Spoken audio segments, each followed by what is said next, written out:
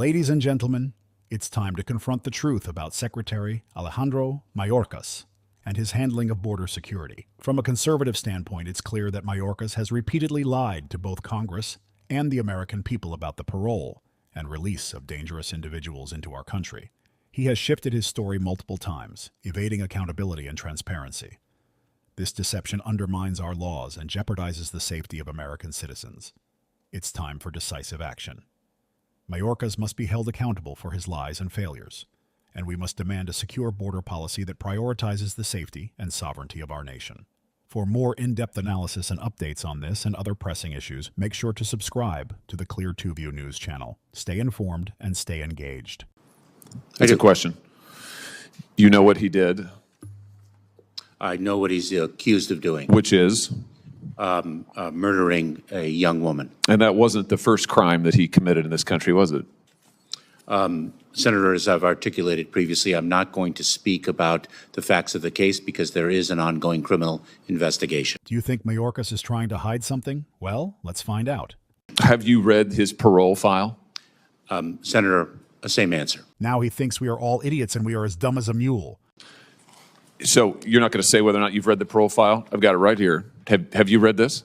Senator, I do not want to speak to... Mayorkas believes he can get away without answering Hawley's question, and the rest of us watching his despicable insolence are all dunces. The particulars of the case, given the pending criminal prosecution. Now, I find this interesting because this is a new answer today. You've changed your answers all over the map on this, and it looks like to me you just don't want to answer the question.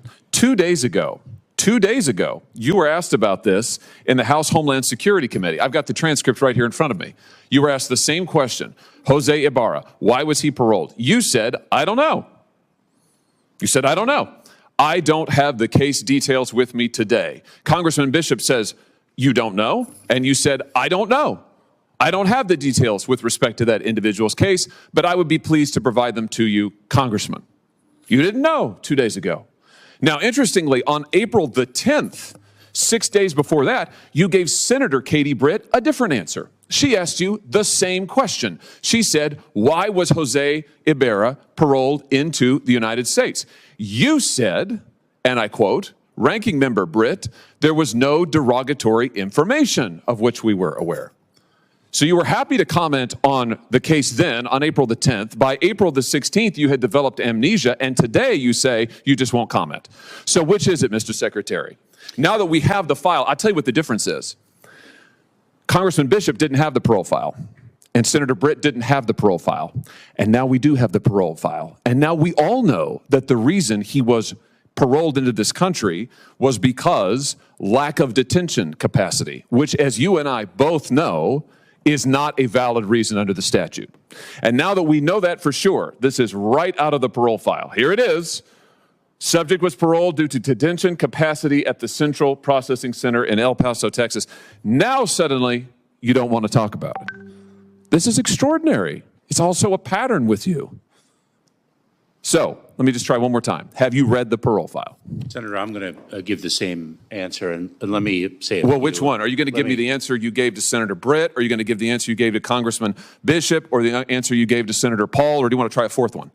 Senator, I will not speak to the particulars of the case, given the pending criminal prosecution. Yeah, well, I'm sure. Well, you certainly, of course you don't want to, because it is an absolutely damning indictment of your policies. Let's just review Jose Ibarra, and how he came to be here. On September the 8th, 2022, he was encountered by United States Border Patrol in El Paso, Texas, and was paroled into the United States due to lack of detention capacity. A provision, a proviso, a rule that is not permitted under the statute. You and I both know you know this. You knew it when you were talking to Congressman Bishop. You knew it when you were testifying to Senator Britt, and you know it today. You just never wanted to cop to it, because the statute doesn't permit it. And so you lied to Congressman Bishop and you lied to Senator Britt. And now you are hiding behind the ongoing prosecution excuse because it's the last one left to you, because you testified falsely under oath. Then on July 19th, 2023, Ibarra reports for a biometric appointment and was fingerprinted. This is now in New York. The results come back and indicate he has a criminal history. So he's in this country, he has a criminal history. September 14th, he is arrested in New York by NYPD for what? Injuring a child. September 14th, 2023, he is arrested for injuring a child. What happens? The offense was never prosecuted, and the arrest was expunged. I'm reading right out of the parole file. Expunged. Nothing is done to this guy. He had a criminal record to start with. He's in the country on illegal grounds. You have falsely and illegally allowed him in. He commits a crime against a child. He's not prosecuted. It's expunged. In November, get this, in November, Ibarra files an application for employment authorization. And unbelievably, on December the 9th, 2023, it's approved. So this is your policies in action, Mr. Secretary. A criminal is permitted into this country on grounds flatly not permitted, flatly contradictory to the statute. He commits a crime against a child, and then he gets a work permit. He gets a work permit. You want to know why all of the jobs in the last 2 or 3 years have gone to illegal migrants? Working people in this country can't get a job. Their unemployment rate's high. Why? Because of things like this. And then what's he do? Well, we all know. Then in February, he commits the heinous crime against Laken Riley. Is this a record that you are proud of? Senator, you've misstated some facts. I have read from the parole file, which you have said you don't recall, don't have, you miscited. I'm reading from it. It is right here. And I've just, pursuant to the speech and debate clause, I have just read it into the record. And the reason is, you have lied repeatedly to Congress and to the American people about this. They deserve to know. And the only way they're going to know is if I tell them. I've just told them. It's in the record now. I've read it verbatim from the parole file. Verbatim. I just want to know, why did you change your story so often? Why didn't you just answer honestly to Congressman Bishop and Senator Brett? Senator, I am confident that justice will be vindicated in the criminal prosecution of the case. Well, hopefully he'll get more of a trial than you got. Otherwise, there'll be no justice for anyone at all. Let me ask you something else. Travis Wolf, do you know that name?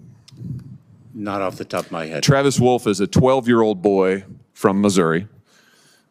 This is him. Travis was killed on December 20th, 2023, or I should say he was in a tragic attack on that night. He died some weeks later, head-on collision. The person driving the vehicle, who's now been charged with 6 criminal counts, is Indrina Bracco. Do you know who that is?